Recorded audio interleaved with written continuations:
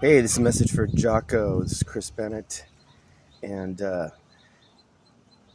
having a communication deficit, but I'm gonna share this short message so I'm making myself really clear about what's really at stake here.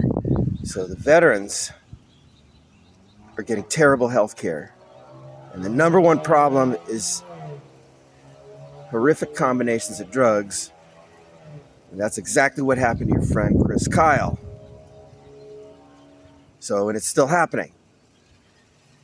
And it's not just veterans who are getting a bunch of drugs that don't work. It's also millions of Americans, from little kids to adults, right now, instead of getting what they really need. And what they really need is people like you in their lives, positive people that have something good to say. I heard that conversation you had, response you had to a question. Uh, a person out there who watches your show and enjoys it, and their father was severely negative towards them and abusive and condescending, and it was haunting them for decades. And they asked you how to get relief. Well, everything you said was great, perfect, and right on, and a good start. But it's a road that has to be gone down, and people need guidance, like daily. So they're not getting it because the medical system, psychological system, etc., is not trauma informed. I'm sure you know all about that. So that could be changed in a few days with your help.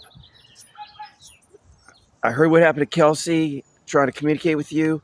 I don't think this is weird at all for me to drive down there and visit your office and your MMA place. All those people said they were scared of you. They didn't want to piss you off. Well, what are you going to do? Give them stern looks? Okay. What are they scared of? You seem like the nicest guy in the world who never gets angry about anything unless it's real serious. Okay, so I don't know what's going on. And what are they, veterans and MMA fighters that are scared of you? What are you going to do again? Something's going on here, okay? It's communication. It's all screwed up in America. And it's not right because everything I've been saying to you is legitimate and would be easy to respond to. Okay, so I don't want to be negative, but we got to break the logjam, tear down the walls. Tear down the walls between the forgotten children report. I bet you didn't get that. So I'm going to deliver to you the forgotten children report, because it's the same thing with the veterans and the forgotten children getting a bunch of drugs, and what's really going on is they got traumatic experiences that are weighing them down, which would be real easy to relieve with a little bit of intelligent guidance. That's easy to do. It sounds like a big hassle. Okay, but we're going to do it. It's scarier to most people than running with the bulls. But I think we're going to be teaming up with the Baldwin family, and they actually ran with the bulls. Okay, because they're people that have been trying to stand up on this issue for a long time and help the veterans. So let's get this done. Let's get the log jam broken. Get the communication going. Okay. This is not Nazi Germany. There's no reason why we can't talk about stuff and clear the air. Okay, Kelsey, what's really crazy is she waited for a whole year before extraordinary measures just to communicate. Communication can clear up a bunch of stuff. All right. And thank you, Leif, Babin, for the receipts. It really means a lot. Congressman Babin has no right as a congressperson to ignore this information and everything I've sent him.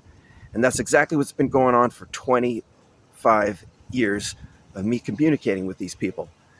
So in 2003, Bar McClellan got my dad's book to his sons, and then their mother wrote the Forgotten Children Report and got it to them in the White House when Dr. Mark McClellan was running Medicare and Medicaid. Before that, he's running the FDA. It was his job to take care of all those kids. They're getting abused and then getting overdrugged. And they slammed the door. So Bar McClellan's still helping me. We can talk to him at any time. That guy's a truth teller. So he just lost his first wife, their mother, and his second wife to bad medical care. 2 more seniors. It's got to stop. It can.